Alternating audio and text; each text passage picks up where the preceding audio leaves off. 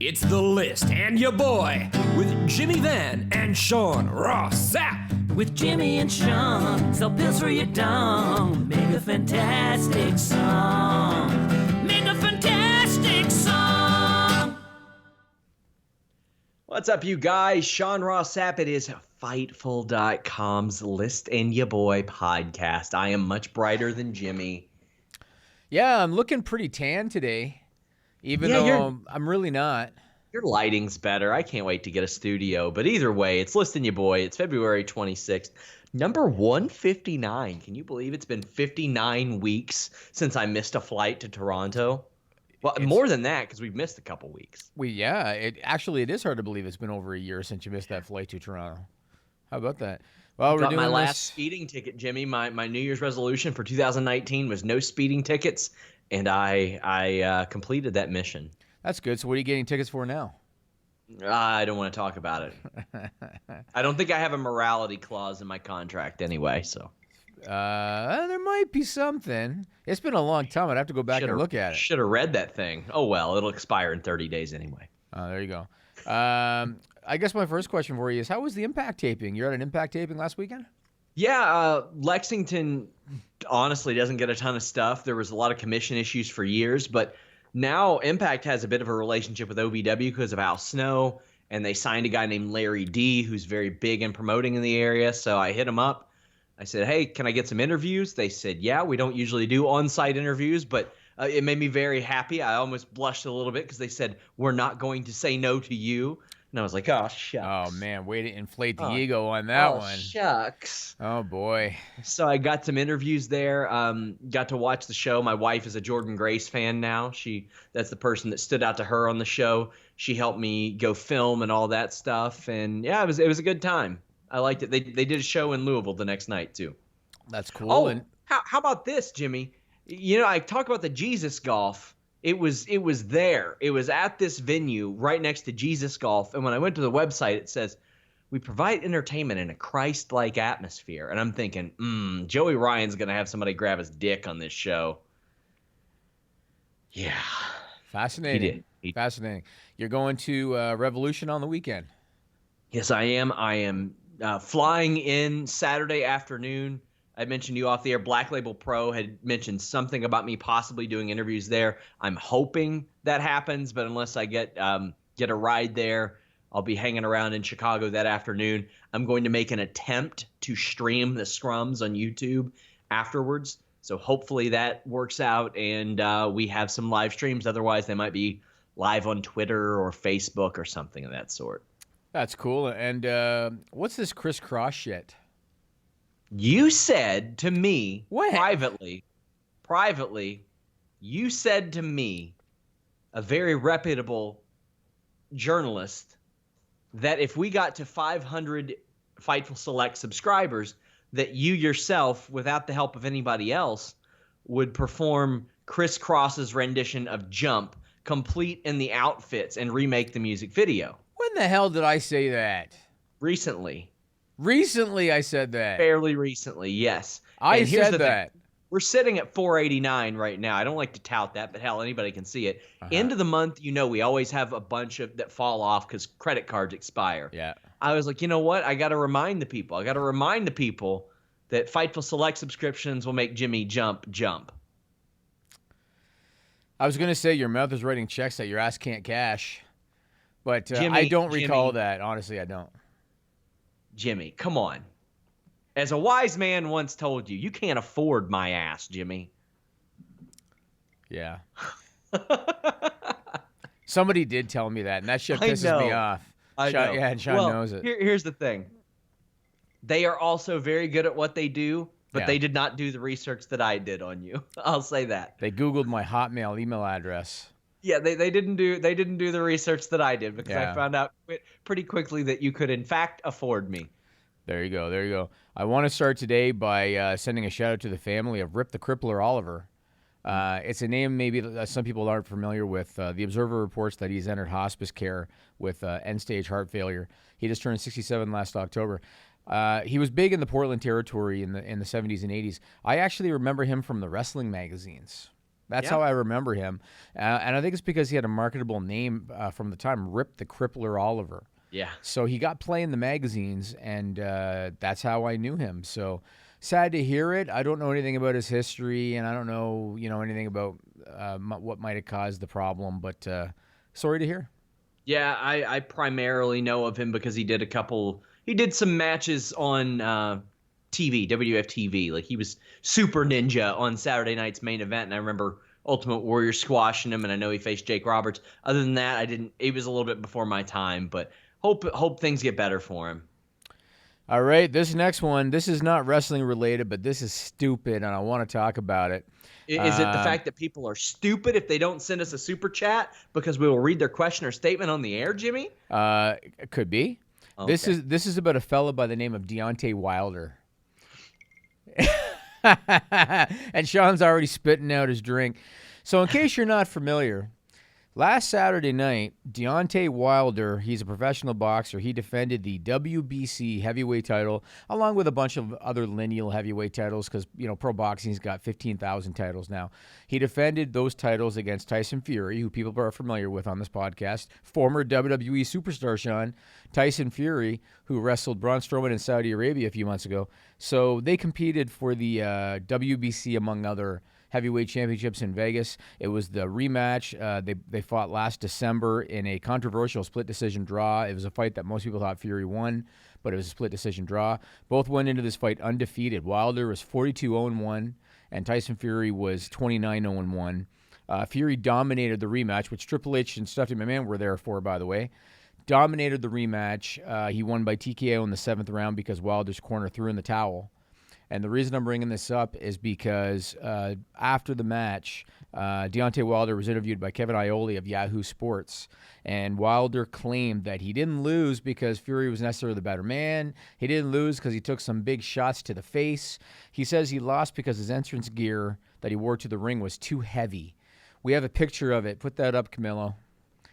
There in the middle, there it was. Deontay Wilder's entrance gear claims it weighed 40 pounds. And here's a quote from the interview. He said, "My uniform was way too heavy for me. I didn't have no legs." This is his language. "I didn't have no legs from the beginning of the fight. In the 3rd round, my legs were just shot all the way through."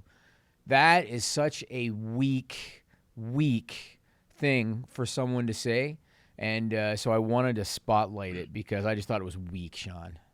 Yeah, I mean, I asked Kevin Nash for his input. He worked as Super Shredder, and the Ninja Turtles kicked his ass. I want to know if he's going to blame the Super Shredder suit on that. Now, granted, I had some smart ass that said, you know what? He pulled the dock down onto himself. He killed himself. I don't care. I want to know if that weighed into the situation literally. That is the dumbest freaking excuse. And he's went and blamed a lot of people close to him too. He will not take responsibility for the fact that he went out there and tried to box a better boxer instead of doing what almost won him the fight last time. Yeah, and something, to be great in any athletic endeavor, obviously you got to win and you got to win often, but to be great, you have to be gracious in defeat too. And yes. I think of Chris Cyborg. Chris Cyborg, before her fight with Amanda Nunes, and I'm sure people know who Chris Cyborg is. She was undefeated. She fought Amanda Nunes in the UFC. And Chris Cyborg her reputation wasn't necessarily the greatest. I mean, as a fighter, she had a great reputation. But in terms of some of her media and stuff, not the greatest reputation. She gets knocked out by Amanda Nunes. And who's the first person to hug Amanda Nunes and congratulate her? It was Cyborg. And I watched that, and I thought, that is class. She treated it with class, and I had much more respect for her after that fight.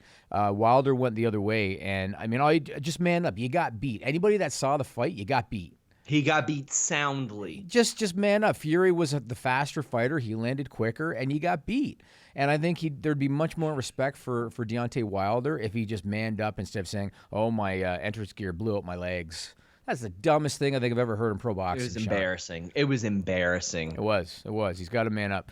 I want to talk about Matt Hardy because this is a funny one. So last week, after his second beatdown by Randy Orton, we suggested on this podcast that he should keep going back.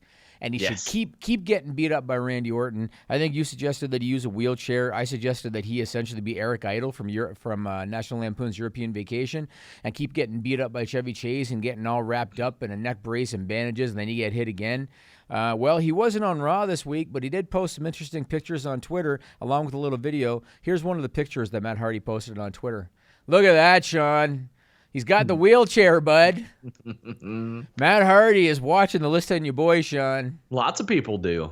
Well, there you go. But I thought that was quite humorous that he did that, and I guess he's done now. He's officially done with WWE now. Effectively done. He was not at Raw on Monday. Yeah. He is not on the flight to Saudi Arabia. The only thing they could possibly ask him to do is for some reason to show up at SmackDown, and they could do that. Right. Like his contract doesn't read Monday Night Raw. It's a work, so he could still be there on Friday at SmackDown if they ask him to. But other than that, his contract is up Sunday, and he's free to do whatever he wants. Awesome. Now, the other Hardy is in a different situation. Jeff Hardy. Apparently, he's been backstage at SmackDown lately. What's the latest you're hearing on him? Well, back in September, I had heard they had added a year to his, at least a year is what I was told, at least a year to his deal, and that he hasn't wrestled since then. So we're talking October, November, December. They might still have him on the hook for an extra year and a half. Because if you remember, they rolled over the deal with the Hardy Boys a year ago, and that's why Matt's expires this weekend. Mm-hmm. That's when Jeff's would have expired, but they've got so much injury time on him that they don't have that. They didn't have that on Matt because even though he wasn't on TV, it was their choice to keep him off TV. He was willing to do TV. Sure. So Jeff Hardy, as far as I know, at the minimum is there until 2021, might be midway through 2021 based on how WWE operates. Okay. I mean, have you heard anything about his physical condition at all? No, I mean, I know that he was getting help a while back, and that was about it. And Okay. I mean, his knee had been hurt for a very long time. I think his leg, knee, ankle, whatever injury it was from the dirt bike wreck that he had like years and years ago. Yeah. And it just caught up to him. And then finally he couldn't do it anymore. And he got sidelined. Then he had all that personal stuff happen. And yeah, I don't know how he's feeling. I haven't heard any update on him physically. Don't know if he was just visiting. Not sure how that works. All right, I want to move on and talk about WrestleMania implications because this could be interesting. So we had heard a while back, okay, the Fiend Roman Reigns is on the docket. John Cena Elias is on the docket. The Wrestling Observer reported that those two planned matches appear to be off. I think that Super Showdown this week is going to kind of give us some clarity. I think John Cena's appearance on SmackDown on Friday is going to give us some clarity. What do you think they might be thinking? Because I hope they're not so foolish as to think, let's have Goldberg beat Bray Wyatt because Goldberg-Roman Reigns is a bigger matchup. I hope they're not thinking of going down that road. What do you think? I'm thinking Fiend Cena. To me, that's the one that seems to make sense to me.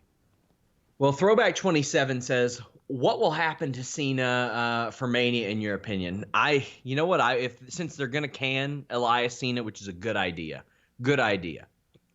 I wouldn't have Goldberg win that match.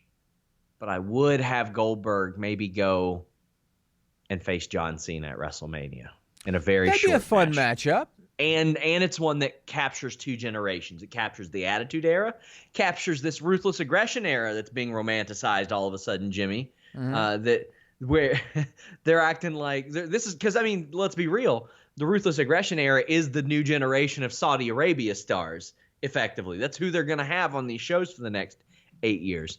I think that John Cena and Goldberg is a gigantic WrestleMania match. And Roman Reigns, if you're going to do it, just go ahead and do it. Just Jesus Christ. I'll tell you what, man, it's really eye-opening to hear Arn Anderson's podcast, which I didn't originally listen to, but I have lately. And you see how well other people in WWE see it. He's like, Roman Reigns should have been a heel. Roman Reigns should have always been a heel. He is a top heel that can make big baby faces.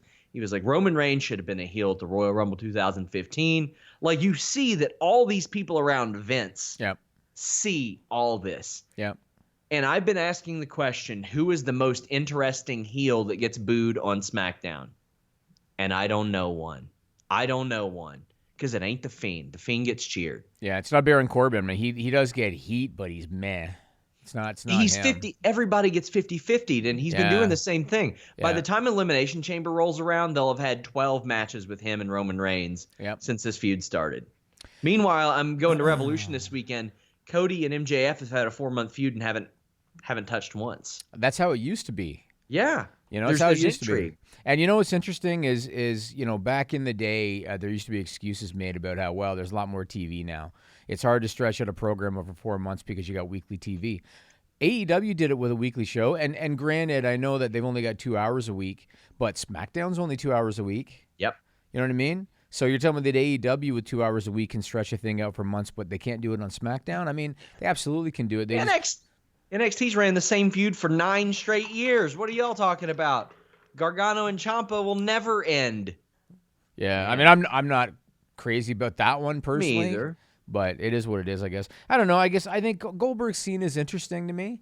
I really hope they don't have Goldberg beat the Fiend. That would be so short-sighted, and they'd just be killing off the Fiend. I question if is Goldberg the type that's going to be willing to take a quick squash? Granted, he gets paid to do these Saudi shows, but is he going to be willing to do, a 5-minute mandible claw finish? I guess we're going to find out. I guess we're going to find out. Because that's what he needs to do. If Goldberg has short matches, they can be good. They can be just entertaining. Jimmy, on this show, I think we laid out how a Goldberg-Lesnar match should happen in about 5 minutes, and they did almost exactly that, and it was awesome. It was really good, yeah. It was so much fun. You don't have to have a big, long match to have an outstanding spectacle. Goldberg is the spectacle. And I don't like his work necessarily when it goes long, but it can be very special. And I wish they would capitalize on that. And quite frankly, he doesn't got to win all the time either. We don't need that. We don't need it. I want to ask you about Triple H. Apparently nothing's on the docket for Mania for him. Have you heard anything about Triple H? Not a thing. I think he's focused on NXT and doing his other stuff there. But I think that's good. He doesn't have to be on WrestleMania every year. He doesn't need to be. You know something? I looked up Triple H's WrestleMania record. And can you believe that since 1996, which was his WrestleMania debut at WrestleMania 12 when he got squashed by the Ultimate Warrior, since 1996, he has only missed one WrestleMania. Since 96. That was 2007 because he tore his quad in early that year. So he didn't return until SummerSlam in 2007. Every other WrestleMania, he has made an appearance in the ring. And so it's mind-blowing to me that he wouldn't, because he keeps himself still in shape. It's mind-blowing to me that he wouldn't want to be on there in some fashion unless he's a throwaway in the Battle Royal. You never know. Maybe he goes for the pop in the Battle Royal as an unannounced entrant. Yeah. Otherwise, it's a bit of a surprise to me that he wouldn't be on the card in some fashion, unless maybe they're gonna wait until after Elimination Chamber, because then the Mania run really begins. But the thing is, it's like they want to stack those cards, obviously, but Triple H knows that those cards are too long. He said it about NXT when he was asked if NXT matches would be on WrestleMania. He was like, we don't want this to start at 7 a.m. and go into the next day. Like, he's like, we can keep these separate, and it's a spectacle all its own. And as NXT grows, hopefully they get so big that NXT TakeOver is night one of WrestleMania. Hopefully that's how big it gets. In the stadium, you mean? Yeah, and they just run that stadium 2 nights in a row. I don't know the plausibility of that and how clean up and all that stuff would go on, but I hope that wrestling gets that big. But I'm okay with him not doing it. I'm okay with him not doing a match because he doesn't need to. It will feel a little bit weird. But yeah, he's always on the show. I mean, if they keep on building up the roster the way that they are with all these brands and all this TV, maybe the idea of a 2-night WrestleMania is not a bad idea, just like Wrestle Kingdom. I would love it. I mean, they got a big enough roster. They could very easily do 7 matches a night, easy, with that roster. I mean, look at the way that it would be. You would have to do TakeOver Thursday night, maybe. You could do TakeOver Thursday night, SmackDown Friday. You could do a lot of different stuff. Yep. I mean, You could turn TakeOver into a Fox special. You could do a lot of stuff. They've got the ability to do whatever they want. William Rabb says that there is a a guy named Rovert, who occasionally has some scoops, says believes Goldberg will win the title. I hope he doesn't. I think it's a stupid idea. It would kill the Fiend. I mean, the Yep. Fiend has already been handled horribly. SummerSlam was really the only great Fiend handling. I mean, the thing with Daniel Bryan and the strap was all right, but SummerSlam was really his only great handling. And even then, I hated it because remember he bumped off a dropkick from Finn Balor? But since then, he's been handled terribly. And if they have Bill Goldberg in any capacity pin the Fiend in Saudi Arabia, you're killing the Fiend dead. He's dead. Yep. And he's their number one merch seller. So because he's their number one merch seller, I don't see Goldberg beating him. But that would be really foolish if they did that, man. Yeah, I agree. You and I talked off camera about Rusev. Now, Super Showdown, some of the guys I think are already in Saudi Arabia. I think, matter of fact, they might all be in Saudi Arabia now, or at least en route. Rusev was advertised for that gauntlet match, and Rusev was one of the guys after the last time who said, I don't care about the plane issue, I'm going because it's a big payday. Well, he has been pulled. Rey Mysterio's taken his place in that match. They're claiming it's an injury. I call bullshit. What are you hearing about the Rusev thing? Some people in the company are calling bullshit too, but is that Rusev's claim, the injury? Yes. Rusev says he's injured. Why would he want to miss his biggest payday of the year? Because of the contract impasse. Maybe. I don't know if he's got a new contract or not. I know he wants a big WrestleMania match or a featured one, and I don't know if he's signed a new deal. If he hasn't signed a new deal, I see why he wouldn't have one. I don't know if he did, though, because I asked about that. I was like, well, why would he want one or expect one if he didn't have a new deal? And the person I was talking to didn't say, oh, well, he does or he doesn't have a new deal. It was just said, I should go back and look. So, I mean, I'm not going to quote the person anyway. But they said, even if he did sign a new deal, there's only so many spots on Mania. Which is true. Well, it is true. It's true, but they also do like 14 matches and a Battle Royal is one of them. You know? Yeah, and I don't know if winning a Battle Royal would satisfy him. I don't know but know at least to get him on the card, you know. Yeah, maybe Kevin Owens wasn't on the card last year and he was ready. Yeah, that's true. All right, another guy heading to Saudi Arabia. I guess he's already there. The Undertaker. Yeah. Now it makes sense. So Elimination Chamber is on March the 8th. And so word is Taker's going to be on Raw the next day, March 9. Makes sense. Get Elimination Chamber out of the way to start the Mania build. What are you hearing about plans for Taker in Saudi? Obviously, the rumor is him and AJ Styles at Mania. Do you think he's just in Saudi Arabia just to do appearances, or do you think they might actually have a spot for him on the show? So it was funny. Saturday night, I got a message from a follower of Fightful, and he's like, listen, man, I got it on real good authority that Undertaker's flying into Winnipeg Monday. And I couldn't get anybody to confirm it, and he wasn't on Raw Monday, and the person was like, oh, my God, I'm sorry, man. I swear he's there. And I was like, that's okay. And then, like, moments later, it's revealed, yeah, he's there, and he's going to Saudi Arabia. Mm-hmm. So that person, and I'm talking, like, this is the person with 17 followers. You never know who will have that type of information. The Undertaker was at the Performance Center, so he's got plans for Mania. Mm-hmm, mm-hmm. He, as far as Saudi Arabia, I can't imagine they would send him there for no reason. But then again, we're talking about the country that had a giant Undertaker float in a parade, if you remember that. Yes, I do. And that's the only thing he did, I think. Oh, no, he did the Goldberg match, was it? Or was that a separate show? Yeah, but I think he was just there. I don't think that was tied to a show. Yes, I think you're right. You're right. So it wouldn't surprise me if he was just there to do personal appearances. But it's Saudi Arabia, and they do treat it like a standalone mini WrestleMania that isn't in canon over here all the time. I wonder if, 5 years ago, if somebody had told Taker, hey, you're going to be going to Saudi Arabia 2 or 3 times a year within the next few years, I don't think he would have bought it. If somebody had told Brock Lesnar, of all people, I don't know if Brock Lesnar would have bought it either. But I guess if you're going to throw Brock a couple $1 million for a match, and he lives in kind of rural Canada, so that U.S. dollar goes a long way, Sean, you know? We have a super chat. Evan Wright says, favorite moments from Tiger Hattori or Manabu Nakanishi, who retired.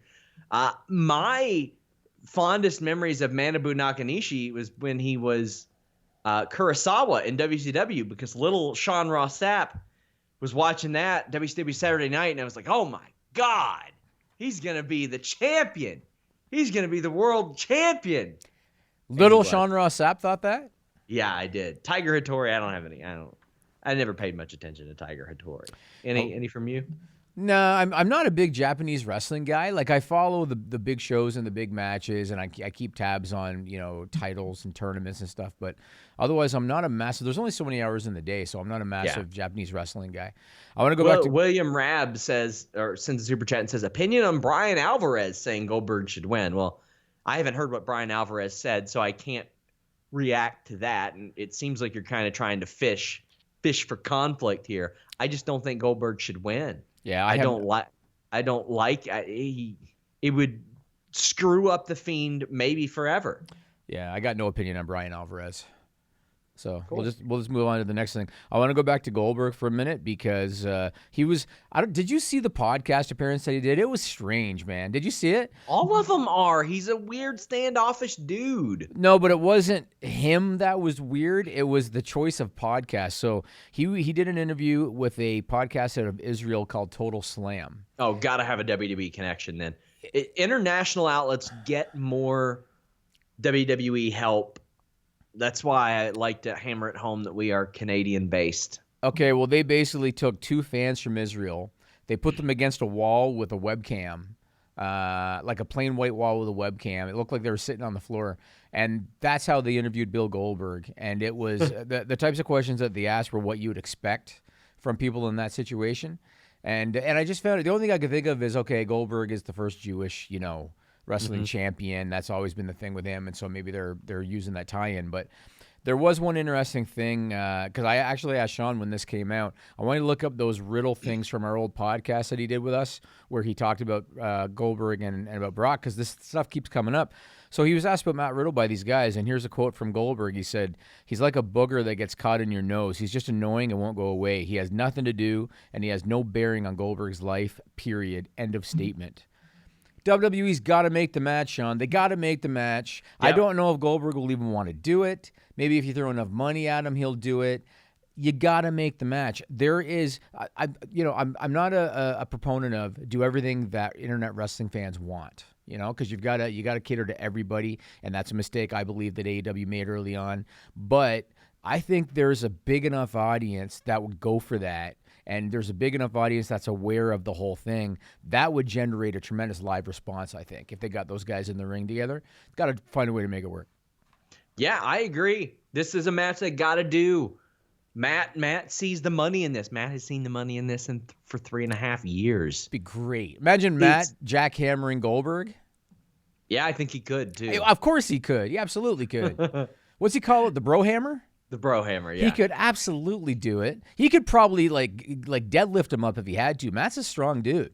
Like I mentioned before, I think Goldberg believes he can beat up Matt Riddle. I think he thinks that. Yeah. And Matt knows that he can beat up Goldberg. Jesus, man. Yeah. I think that would be a lot of fun. I know one more thing about the Saudi show that I want to ask you about. So, presumably, WWE's relationship with the Saudi government has progressed because now they've done whatever it is, 6 shows so far, whatever it's been. So presumably the relationship has progressed. Early on, they couldn't get women on the show. They got Renee Young to do commentary, which was kind of, the start, but they weren't able to get women to do the show. Then on the last show, they were able to get Natty and Lacey Evans, but they played it straight. There really was no heel baby face kind of thing. This time they're doing Bayley Naomi for the Smackdown Women's Championship. My question for you is, do you think things have progressed at all in terms of ring gear or ring style?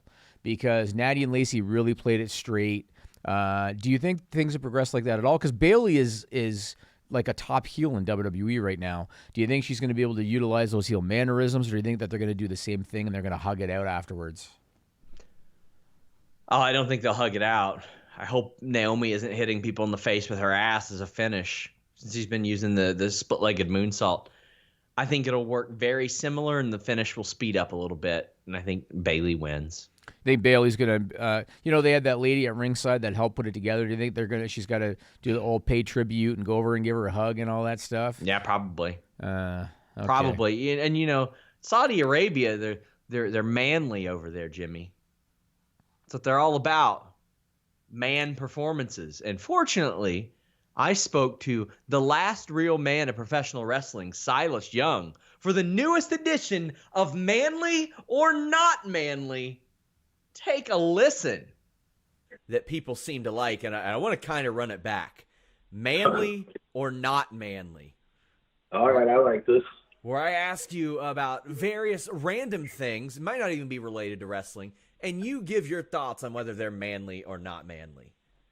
All right, I like this. And I'm excited about this one. White Claws. White Claw, not manly. What now? What leads you to say they're not manly? Because I heard you snicker with that as well. Well, I mean, seltzer water in general is not manly. So alcoholic seltzer water definitely isn't manly, hence the snicker and the strong no. Would you consider water manly? Because you have to have it to survive. Yeah, absolutely water is manly. And I'm gonna tell you why it's manly is because you have all these adults out there who'll say, I don't like the way water tastes. When I hear that, I just think, what are you, a child? So it's the seltzer aspect that makes it not manly. Exactly. What about the color lime green? Is that manly or not manly? I would say that's situational, so I will say it's situationally manly. How about well done steak? Ugh, no. Really? Definitely not manly. Manly is a rare, medium rare steak. When's the last time you had a well done steak? Probably when I was a child. So you developed that taste for not, or that I don't know what the term would be. You developed that disgust pretty early on. Yeah, absolutely. I mean, a lot of times my father would cook the steaks on the grill, and they'd either be done really good or really bad. So this garnered some really polarizing reactions from a lot of Ring of Honor wrestlers that I spoke to. There were a lot of people that didn't like the white ring mats in Ring of Honor. I think it was last year or so.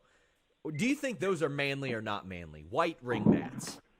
White? What do you mean by white ring mats? Like Ring of Honor's gone with the dark ones, the black ones, and then briefly last year they switched to, I think, a white one, a very light colored one. And then I had people in Ring of Honor saying, "Oh, well, we canned that real quick. We're not doing that anymore." You know what? Honestly, I didn't even notice. I don't look at things like that. I think that's more the mindset of being an interior decorator, and I'd hardly say that's me. So not I'm there manly. Yeah, I guess not manly. I guess, but I got to be honest with you. I think even having an opinion on it isn't manly. Fair. Yeah. What about fidget spinners? They haven't been in the news in a while, but are they manly or not manly? They're not manly. They're boyish. They're for children. How about laser pointers? We don't see those in wrestling anymore. They used to be everywhere. You'd watch Monday Night Raw and the Undertaker's trying to talk. You see a laser pointer at him. Are they manly or not manly? Nah, laser pointers are for cats. But what if you're a manly cat? Like, there are some burly cats. Still, I guess. I mean, you're still not a man. You're just a cat at that point. That's a good point. Yep. And if you want to be a real man, get your penis very erect by going to BlueChew.com and using that code Fightful. Blue Chew brings you the first chewable with the same FDA-approved active ingredients as Viagra and Cialis, but get with the times. This is way better than those guys. It's the chewable, so it can get into your blood system or your stream, whatever the hell it is. Your blood system. Your system. It'll get into somebody else's system a lot faster. I'll tell you that much, because it's ready whenever you are. And if you're not ready, it can make you ready, my friends. It's a lot cheaper because you don't have to waste your time going to a pharmacy. You don't have to sit in line at the doctor's office. Don't have to call and schedule your appointment. Blue Chew works with affiliated physicians to get you prescribed and get it to you discreetly. You're not going to have a big box of pills coming to your house that says dick stuff. It's discreet. Much more discreet than this ad read is. That's for damn sure. You go to BlueChew.com, use that code Fightful, you get your first shipment free. All you got to do is pay $5 shipping. You know they believe in the product when they're willing to give it to you for free. You've heard about this from everywhere. You've heard about this here, my social media, everywhere. You're hearing it from the greatest dicksman in wrestling media. Can you Google or look up March 19? Is that relevant when it comes to WWE? That date, March 19th? I can look it up right now. Yeah, see if it's relevant to any kind of WWE live event. Trish Stratus just posted a little video on Twitter. That's It's something for a website. Is that all it is? I think it's something for a website. Yeah, it's a Thursday. It ain't nothing with Okay. Because she posted a thing where it's got a little Sasha Banks thing in it. Yeah. It's got the Sasha stands going crazy. That's why I wanted to ask. She knows what to do. We've catered many an article in our day to the Sasha Banks stands, and it's worked out. We have. All right, I want to move on and talk some AEW news. So first and foremost, this was kind of hinted already, but AEW has officially confirmed that Lance Archer has signed a multi-year deal. Didn't you interview Lance Archer a while back? Last month I interviewed him. And didn't you ask about AEW? I can't recall. I think I asked about his contract, and he straight up told me, I don't necessarily have a contract. I work tour to tour. Okay, well, now he is signed with AEW, and anybody, in case you're not familiar, so he was Lance Hoyt in Impact Wrestling way back. He was Vance Archer in WWE 10 years ago when WWE had their ECW. Most recently, he was Lance Archer in New Japan, which is where he had the biggest success, is in New Japan. And I want to give AEW props for this because when AEW first launched, one of the criticisms against them was that most of their talent was average to small in size, with the exception of Luchasaurus. Now they've added Jake Hager, they've added Wardlow, they've added Lance Archer. They're going to probably be adding Brody Lee, a.k.a. Luke Harper. You could even maybe throw Dustin Rhodes in there, I guess. Yeah, he's a big dude. So good for them that they've addressed it. They've got some big guys now. The roster is more balanced, so good for them, man. He's an older guy now in his career. I think he's been around for 20 years, but he's a good pickup for them. Oh, yeah, he'll be 43 this weekend. Right. But he's also a guy that has just really adapted and become a special talent in New Japan specifically. Like he was just a tag team guy, and they were spinning their wheels, and they made him a singles guy, and he proved at 42 that he could go at an extreme level and had a really awesome match with Moxley. It's good to probably have a guy like John Moxley on that roster too, saying, "Yep, worked with this guy, he can go." Yeah, I'm speaking of Mox. So Revolution is this Saturday. I look at the card; they've only announced 5 matches so far. I look 6. What's the other one? I don't know. Which ones are you talking about? Jericho Moxley, Nyla Rose, Chris Statlander, Omega Page, Young Bucks, MJF, Cody, and Jake Hager, Dustin Rhodes. There's been something else. Let me see. There were 6 when I did my scan through. Guevara, Darby Allin. There you go. Okay, Guevara. that's all right. Yeah. I mean, I look at this card, and I'm interested in a couple of these matches. Granted, I'm not interested in all of them. Yeah. But like Jericho Moxley, I think they've done a great job with that. Jericho is the MVP of that promotion. I think they've done a good job. MJF Cody, I think they've done a pretty solid job with that one. And I got to be honest, I'm pretty interested in seeing Jake Hager in the ring because he has yet to actually step in the ring in AEW after all these months. And so I'm interested to see Hager in the ring. And it's funny because imagine Jake Hager and Dustin Rhodes in WWE a few years ago. It would have been a meh match. And now it's going to be on one of the top matches on a pay-per-view. How about this? They have had one singles match against each other on TV. It was on an episode of, I think, Main Event. Before Main Event was what it is now. And it went like 16 and a half minutes. Really? Yeah. Who won? I think Goldust did. Really? I'm pretty sure. Wow. Well, that's very interesting. One more thing about AEW, because I'm kind of into this stuff. So last week they officially announced their action figure line. We had already heard about it because it had come out that they were going to be showing them off at the New York Toy Fair. But it was officially announced on Dynamite last week. The line is being done by Wicked Cool Toys. They're calling the line AEW Unrivaled. Here's a picture from Series 1. Camilla, you got that picture? Not bad, man. That's Series 1. You got the Bucks, Cody, Jericho, Omega. I saw pictures from Series 2. I think Brandy's in it. MJF is in it. Dustin Rhodes. Who else was in that second line? Hangman Page. Yeah, they look really good. They look pretty good. My question, what's with the wrist articulation in all these figures these days? I never liked that when I was a kid. They would turn the hands backwards and all that stuff. Well, you know why they do it? They do it because they provide alternate pose hands. Sure. So they do it so they can pop them off, put on the next one. I hate it. So, Hate yeah, that. I'm But not other a. than that, these look good, and them being in Walmart, Yeah, that's huge. they're gonna be in Walmart. You can already pre-order them now on Ringside Collectibles. Yeah. And they look good. I'm not a fan of the small plastic articulated figures. Like, I'd never collected the Hasbros as a kid. I never collected the Jakks Pacific or the Mattel. I'm not going to collect these AEW ones. But they look good. You know, they do. They look good. The Jericho's, the detail's great. The belt looks really good. So I think they did a good job on them. Did I tell you the impromptu collection that I started recently? Yeah, something about Bone Cruncher or something. Yeah, some Bone Crunchers. I got the Nation of Domination. A little less expensive than your collection, Jimmy. Maybe a little. I'm waiting. I'm going to try to find that Kama Mustafa D'Lo Brown 2-pack. Then my Nation of Domination is complete. I even have Clarence Mason.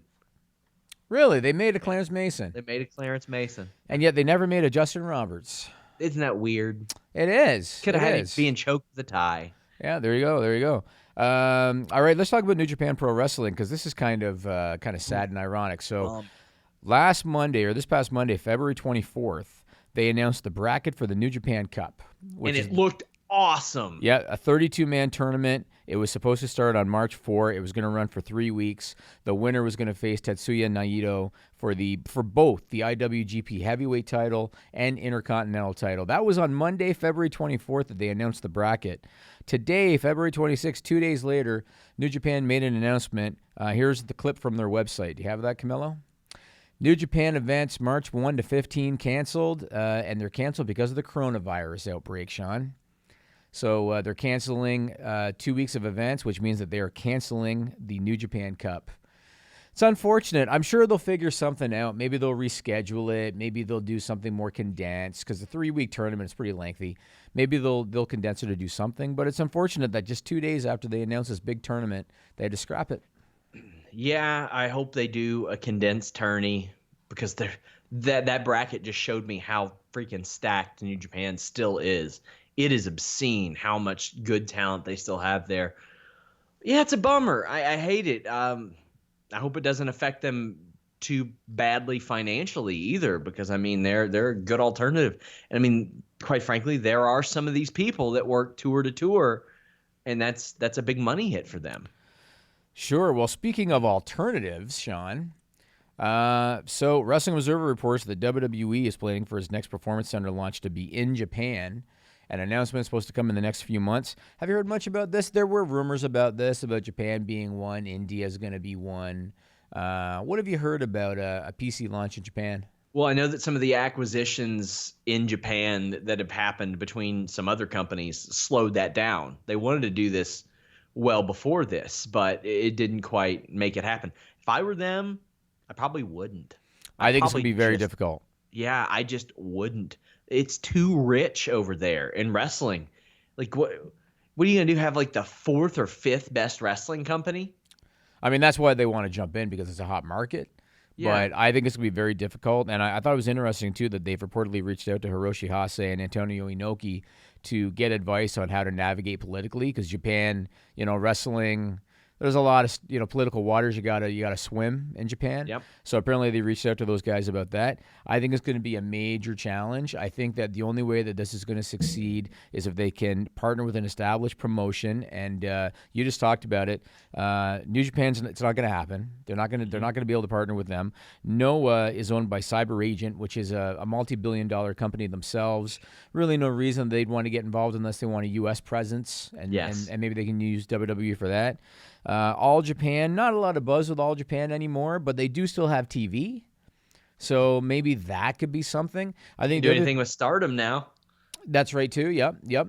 I think the other big challenge is they got to go heavy after established local stars, I think, in order to make a go of it. Who are you going to get? I mean, you just said like a lot of the New Japan guys work tour to tour. Fine, maybe they could convince some of those guys, or they throw enough money at them. But really, who is there? Like, you're not going to get Ibushi. You're not going to get, Okada. You're not going to get none of those guys. So I think it's going to be very difficult, very challenging. I mean, fortunately for them, they do have Shinsuke Nakamura, Asuka, Kairi Sane. They've got some of those, but what are they going to do? Like, just pull all those off WWE and have a bunch of Americans wrestling in WWE? I mean, I guess you could. And but- how many of them would want to do it? Like Shinsuke is pretty firmly established in the U.S. Yeah. I don't know about Kairi Sane. Didn't she get married to a guy from Japan? I heard. Yes. So Yes. she's a possibility, but I don't know if Shinsuke wants to go back and work full time in Japan. I can never pretend to understand the motivations of a millionaire personally, but yeah, it's just like I don't know if the talent is there for them to do, because like, well, what's your goal? Is it to establish in that market? Is it to get some crossover over here? Is it going to be, because you know how many people I hear talking about NXT UK on a weekly basis? Yeah. Yep. It's None, true. unless it's them talking about how it ruined the UK indie scene. That's about it. Yeah, I mean, it's funny. I saw this thing Gargano said about how he hates the words like developmental system and a main roster. But let's be frank. And if he doesn't want to acknowledge it, fine. Don't acknowledge it. NXT is a developmental system. That's what it is.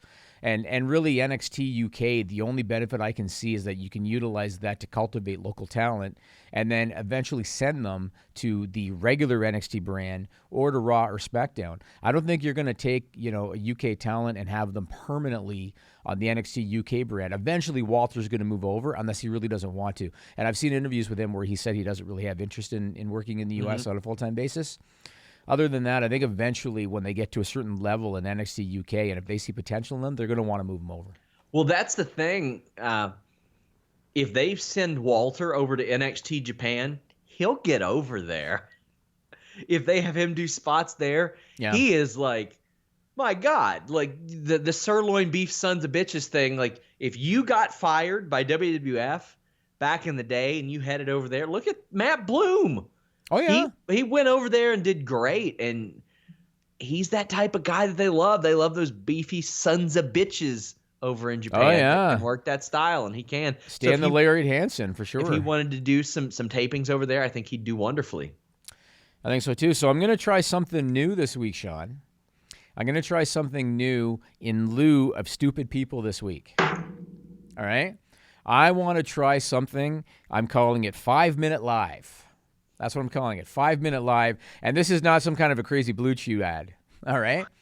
You'll go a lot longer than 5 minutes with BlueChew.com, code Fightful. There you go. No, I want to try 5-Minute Live. This is going to be a live Q&A for 5 minutes with Sean, Ross Sapp, and myself. Jimmy! Yeah? Usually, if you would want something like this, you would have to subscribe to FightfulSelect.com, where I answered over 125 questions today over the course of an hour. Subscribe now. What? This is only for 5 minutes, and it's only for people in the live YouTube chat. Only people in the live YouTube chat. Yeah, you do not have to do a super chat for these 5 minutes. And Camilo's going to put a clock on the screen, Sean.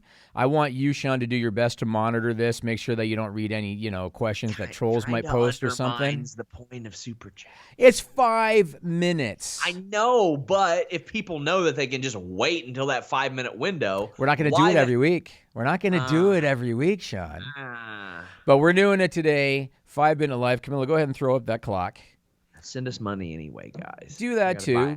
Sean, any questions that come up in the live chat, go ahead and read them off. Somebody says, is Matt Hardy one big swerve? No. I mean, maybe he re-signs, but this is not a big swerve.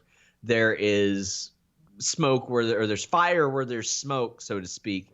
I actually know of some wrestling companies that have already reached out to his family, so to speak. And the companies have told me this themselves. And I think another one may have. So there's two, because there's one that I didn't ask myself. I was told, but yeah. Do you think Luke Harper could be the exalted one, Jimmy? I don't really see the fit. I mean, apparently he's trademark Brody Lee. If anybody's familiar with him from the Indies, he was kind of like a Bruiser Brody, sort of, because that's one of his idols. And, I mean, anything can happen. I don't know if I see a fit, but anything can happen. Aaron Jay's fan says, Jimmy, you go into the WWE Super Show in Toronto on March 14th. Absolutely not. Any of you excited for MLS starting this weekend? No. I am ashamed to say I have never been to a game in Toronto. I will go to one in Cincy. I will. Toronto FC is a hot ticket, and I've never been to a game, and I'm almost ashamed to say that, but I haven't. Throwback, he gets his question answered because he's been so generous all the time. Is Daniel Bryan a better person to face Cena? I think he'd be a better person to face Cena than Elias. I think Goldberg, from a marquee perspective, would be better. I agree. Exactly what you just said. From a marquee perspective, we talked about this last week, how awesome it would be if Cena and Nikki Bella would be cool enough that Nikki and Brie could be in Daniel Bryan's corner. That would make that, I think that like even, the entertainment shows and stuff would jump all over that if they did that match. But the problem is the Bellas are, they're pregnant now. I don't know if they're necessarily going to want to be involved in any capacity in that kind of situation. But otherwise, I think it'd be a lot of fun. Biggest star in 10 years out of Velveteen Dream, Pete Dunne, and MJF. To me, it's down to MJF or Velveteen Dream, and I'd say Dream because he can be a babyface, and babyfaces can transcend a little bit easier. Yes, I think Velveteen Dream 100%. Because MJF, granted, they were able to turn Miz into a babyface. I was never sold on Miz as a babyface, but a lot of people were. And so I guess in theory, MJF could turn babyface, keep being who he is, and maybe it could work. But I think Dream has a lot more facets to him to work have more longevity. Someone asks, should I invest in gold or LJN figures? Well, I'll tell you what, don't invest in Antero midstream because I lost $100 on that this week. Is that the one that you were boasting about that you made $12 or something? Yeah, it that was that one. Holding on to that one for a little bit longer to see if I can recoup. My answer is do not invest in LJNs unless they either come from a reputable source or they have a good backstory. There are way too many customs being made now that look legitimate. So otherwise, go with gold. You can never be wrong. Are you surprised by the relative success of the XFL? Yes, I am. You know what? So it's okay. So let's talk about this. So I'm not a football fan. I didn't even watch the Super Bowl. I'm not a football fan. However, obviously a lot of my friends are. They tell me that the XFL this time around, you can even sports bet. The games are showing up in the sporting apps and in the betting apps. And not only the first XFL, I guess maybe it wasn't a big thing online back then anyway, but the XFL, that wasn't really happening in terms of sports betting. And the AAF apparently wasn't something that was readily available in terms of sports betting and in terms of the apps. And the XFL is. So it's being taken much more seriously this time around. I think they were smart by not having Vince McMahon walk out to center field and hitting the wrestler's music and here comes a wrestler onto the field. They treated it more like a sport this time, and it's being treated that way now by the media. Yeah, I like watching the games. I'm a DC Defenders fan, and it's fun to watch. How would WWE look if Brock Lesnar never returned? That's an interesting one. For one, I think they would have called Batista back much sooner. I think that Roman Reigns probably would have had a heel turn by now. I think a lot of things would be different. I don't know if Roman would have had a heel turn because Vince is the kind of guy, he'll do something out of spite and he'll shove it down your throat until you accept it. But, there's no question. Brock's been probably outside of Cena. Brock's been their biggest star the last 10 years or 8 years anyway. So it would have been massively different. He ended the streak. Who else would have had enough of a reputation outside of John Cena to end the streak at WrestleMania? Alex Riley. Can you imagine? There's a rumor about him, right? Yeah, people are doing that now because he did a couple interviews. Oh man, they really screwed him over. Not really. It just wasn't there. It just was. He got a nice pop here and there, but. And honestly, let's say that WWE decided, let's try something really different. Let's do Alex Riley, John Cena at WrestleMania. I don't know enough about the story. I heard it had to do with Cena was threatened because he thought Riley was too much like him. Is that what it was? And he talked shit about him to management? I never really heard what the story was. I'd have to look back at that. I don't really want to speak on that and have somebody take me out of context. Okay. Well, after this, we'll talk about one more thing today, and then after this, if you go to The List Goes On, I got a few things. I don't have a ton of stuff today because it was a bit of a quiet week, but we're going to talk about Cain Velasquez. We're going to talk about Tito Ortiz. We're going to talk about The Big Show and some controversial stuff that he said, and I want to talk about Gallows and Anderson. So go to The List Goes On, FightfulSelect.com after this, and we're going to talk about that. One more thing I want to talk about, man. I want to talk about the little engine that could. And you know what that is for me? Major League Wrestling, MLW. Yeah.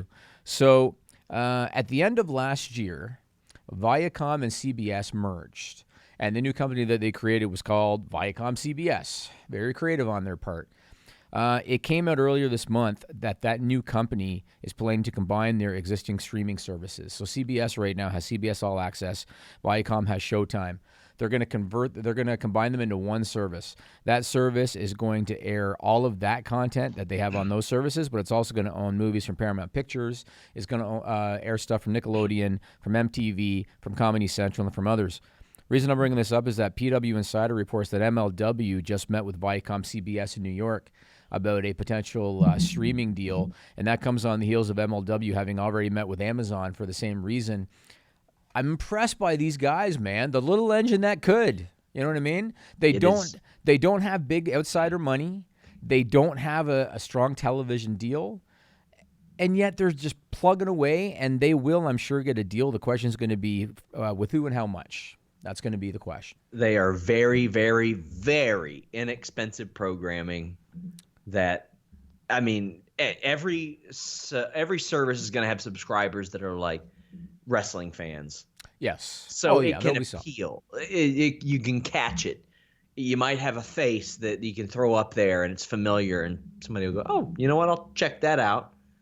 You just never know. I mean, Amazon Prime, I think included in my Amazon Prime subscription, those old like little Legends of Wrestling DVDs that have like 60-year-old footage you can watch on there. Yeah, like, they have documentaries too. I remember I saw one about Trent Acid. Have you seen that one? I have not. There's a documentary I believe on Amazon Prime about Trent Acid. And it, what was sad about it was almost like a real life The Wrestler. Yeah. From Mickey Rourke. It's like if you've seen The Wrestler and if you watch that documentary, it's a very similar story. And but it was good. It was sad, but it was good. Yeah, I heard about it, but I have not seen it, and I am a wrestling documentary junkie. I have hundreds of them over here, so I'll have to check that one out. Have you ever seen the one that Cabana does? What's it called? Wrestling Road Diaries? Yeah, have you seen that? Because now every time I interview Colt Cabana, I ask him a recurring question, because one of the things there was they were at an Arby's eating, and Luke Gallows ordered like 9 Arby's roast beef sandwiches. And then he was like, can you just throw away the bun? Or do I just got to do that? So now every time I ask him who could eat more Arby's roast beef sandwiches without the bun, Luke Gallows or somebody else. One of them was Grado, and Colt Cabana said, well, Grado's not throwing away the bun, so it's definitely not him. Nice. You know what? Colt Cabana's a guy I have a lot of respect for, because when you talk about the pioneer of independent wrestling merch, yeah, and the Young Bucks have even credited Colt Cabana, and they've even said when they were starting out and weren't selling shit, they'd be at a show and they'd see a massive line at Colt Cabana's booth. Yeah. I respect that guy, because when he did that first Road Stories DVD, and I think he's done several of them now, right? Yes. But when he did the first one, and it was documenting Daniel Bryan, or Bryan Danielson's end of his indie run because he had signed with WWE, I thought that was an interesting story, and I ordered the DVD, and when it showed up in the mail, who was on the return label? Scott Colton, which is Colt Cabana. And I thought to myself, you talk about a hustler, this guy is shipping all this stuff himself from probably from his house. So, yeah, I like that stuff, and Colt Cabana, I have a lot of respect for him. The guy is managed without WWE exposure to carve out a decent career. Obviously, that lawsuit kicked his ass a little bit. Yeah, but that's unfortunate. Yeah, but he managed to carve out a pretty good career for himself without WWE exposure for like over a decade. So I have much respect for him. Yeah, and really helped establish podcasting and wrestling, to be quite honest with you. Absolutely, he did. Absolutely. I mean, it's in a bit of a downswing now, but hopefully it reemerges. And I mean, even he felt that he scaled back his podcasting, and that's a bummer to see. But it's not a bummer to see all these people. Jimmy, hit him with a Phil Collins quote or something. I was telling Sean, if you want the story, I was telling Sean about how we had to work on our YouTube thumbnails. Although this is more for my internal team, I guess, than Sean. But yeah. I told him we had to work on our internal thumbnails. We had to make the copy bigger because people on YouTube, and anybody watching this will agree, they scroll through very quickly. They don't really look at the title so much as the thumbnail. And if you don't catch their eye in 2 seconds on the thumbnail, they're going to pass you by. Yeah. And I told Sean this Phil Collins quote. So Phil Collins is touring again, even though he's in his, I think, late 60s now. He's touring again. And I saw a clip where Phil Collins starts a concert and he says to the crowd, "This day and age, you have a lot of choices. Tonight you chose us, and for that I thank you." And I said to Sean, that's basically as a wrestling entity, as a podcast entity, whatever we are, that's what we're up against. People have so many choices. You got to catch the right quick. And so that's why I said we got to work on our thumbnails. And we're battling. I mean, there's been 4 more hours of cable TV added to the schedule, plus NWA Power, plus AEW Dark. I mean, and didn't AEW start a podcast too? And AEW started a podcast too. WWE started a podcast network. So we're battling all that stuff and hoping that you all give a shit about what we're doing. So if you do, leave a thumbs up, subscribe, tap the bell for notifications. I think that's how you do it. I assume that's how you do it. So do it. You can subscribe to FightfulSelect.com. I have exclusive news going up there. Like I say, our subs always drop at the end of the month because Patreon sucks. But I got some nice news coming up Saturday, and several other stories that are going up. My Q&A dropped today as well. Check that out. Check us out on The List Goes On right after this. Until next time, guys, we're out. Subscribe to Fightful on YouTube for the latest exclusive podcasts, interviews, and news across boxing, MMA, and pro wrestling.